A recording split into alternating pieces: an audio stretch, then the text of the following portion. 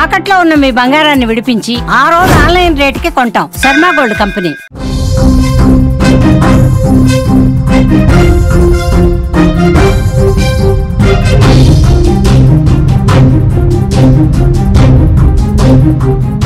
Breaking news చూస్తున్నాం. కాంగోలో మారణ హోమానికి సంబంధించిన వార్త. క్యాథలిక్ చర్చిపై దాడి చేశారు. 38 మంది మృతి చెందారు. పలువురికి తీవ్ర గాయాలయ్యాయి. దాడి చేసింది ఐఎస్ అనుబంధ ఇస్లామిక్ ఉగ్రవాదులుగా తెలుస్తోంది. చర్చిలోకి తుపాకులు కత్తులతో వచ్చి నరమేధం సృష్టించారు. పలువురిని తమ వెంట ఉగ్రవాదులు తీసుకెళ్లినట్టుగా సమాచారం. దాడికి ముందు చుట్టుపక్కల నివాసాలకు నిప్పు కూడా పెట్టారు. మృతుల సంఖ్య మరింత పెరిగే అవకాశం ఉన్నట్లుగా సమాచారం వస్తోంది. కాంగోలో ఐఎస్ అనుబంధ ఇస్లామిక్ ఉగ్రవాదులు నరమేధం సృష్టించారు. అలైడ్ డెమోక్రటిక్ ఫోర్స్కు చెందిన మూక చర్చిలో తుపాకులు కత్తులతో దాడి చేసింది.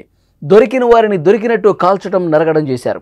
ఆదివారం మధ్యాహ్నం క్యాథలిక్ చర్చిలో జరిగిన ఈ దాడిలో 38 మంది చనిపోయారు. పలువురికి తీవ్ర గాయాలయ్యాయి. మరికొంతమందిని తమ వెంట తీసుకెళ్లినట్టుగా సమాచారం వస్తుంది. తమతో పాటు అడవుల్లోకి తీసుకెళ్లారన్నట్టుగా ఇన్ఫర్మేషన్ ఉంది. మృతుల సంఖ్య ఇంకా పెరిగే అవకాశం ఉంది. ఉగ్రవాదులు నరమేధంతో చర్చిని ఒక శ్మశానంగా మార్చినటువంటి పరిస్థితి ఉంది. విజువల్స్లో మీరు చూస్తున్నారు. దాడి అనంతరం ఏ విధమైనటువంటి ఒక భయానక దృశ్యాలు కనిపిస్తున్నాయో చూడొచ్చు. మొత్తం వాటిని అక్కడే ఖననం చేసే విధంగా ఏర్పాట్లు చేస్తున్నారు. ఈ దాడుల కంటే ముందు చుట్టుపక్కల ఇళ్లకు నిప్పు పెట్టారు. ప్రజలను అక్కడ భయభ్రాంతులు గురి చేశారు, బెంబేలెత్తించారు.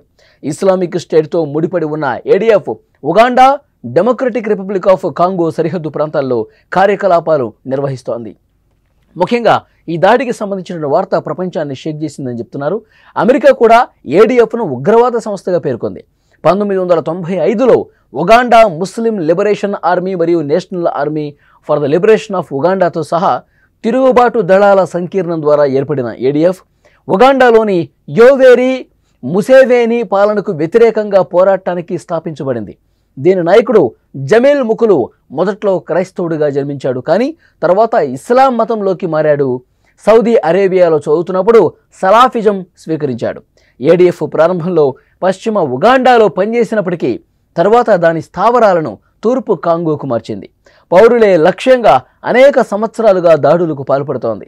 2013 నుంచి ఇప్పటి వరకు దాదాపు 6,000 మందిని బలిగొన్నట్లు నివేదికలు చెప్తున్నాయి. చాలా కాలంగా తూర్పు కాంగోలో అశాంతి కొనసాగుతోంది. ఈ వివాదం ప్రధానంగా భూమి, మనుగడ మరియు అలాగే జాతి ఆధిపత్యం చుట్టూ తిరుగుతున్నట్టుగా కనిపిస్తోంది. టుట్సీలు మరియు హూటూలు ఇతర చిన్న జాతి తిరుగుబాటు గ్రూపుల మధ్య వివాదంతో అక్కడ అశాంతి రాజ్యమేలుతోంది. ఎటువంటి తప్పు చేయకుండా నిత్యం అమాయకపు ప్రజలు బలవంతులవుతున్నారు, లేదా అక్కడ గాయాలతో పూర్తిగా సతమతమవుతున్నటువంటి పరిస్థితి. కాంగోలో దాడికి సంబంధించినటువంటి దృశ్యాలు మీరు స్క్రీన్ మీద చూస్తూ ఉన్నారు. అక్కడ పెద్ద ఎత్తున దాడికి పాల్పడ్డారు. చర్చిని పూర్తిగా ధ్వంసం చేసిన పరిస్థితి. ఇప్పటి వరకు మనకు అందినటువంటి సమాచారం 38 మంది చనిపోయారు. ఇంకా చాలామంది తీవ్ర గాయాల పాలైనట్టుగా తెలుస్తోంది.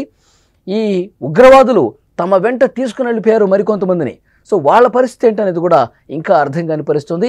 ఈ దాడి చేసే ముందు మరికొంత ఇళ్ళు, చుట్టుపక్కల ఏవైతే ఆవాసాలు ఉంటాయో, ఇళ్ళు ఉంటాయో వాటికి కూడా నిప్పు పెట్టి ఆ తర్వాత చర్చి మీద దాడి చేసినట్టుగా తెలుస్తోంది. కాంగోలో ఐఎస్ అనుబంధ ఇస్లామిక్ ఉగ్రవాదులు నరమేధం సృష్టించారు. అలైడ్ డెమోక్రటిక్ ఫోర్స్కు చెందిన మూక చర్చిలో తుపాకులు కత్తులతో దాడి చేసింది.